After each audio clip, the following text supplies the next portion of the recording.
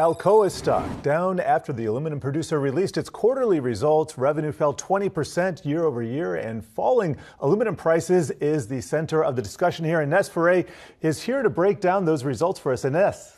Yeah, Jared, and Alcoa reported a second consecutive quarter of losses. And part of this has to do with, as you had mentioned, falling prices when it comes to alumina, that's a compound, and aluminum.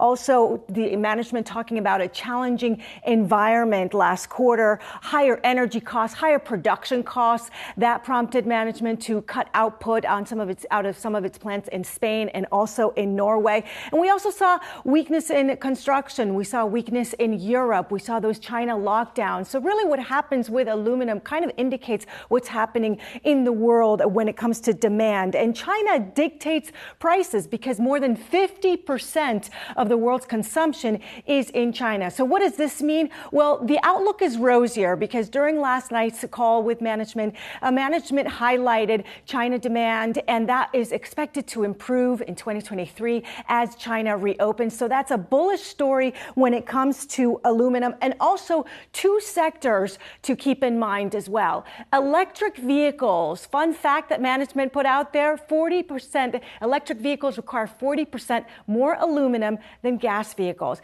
And also packaging, that is another sector that is also bullish. But when you take a look at Alcoa, the stock is down now 2%. And when you take a look at aluminum prices, the volatility that we saw with aluminum prices, last year in the first half of the year, you had aluminum hitting $4,000 per metric ton. Right now, it's around $26,000 per metric ton. Wow, that's an amazing stat. EVs require 40% more aluminum. I didn't know that. Exactly. So that's expected to be very bullish for aluminum going forward as the world goes towards EV.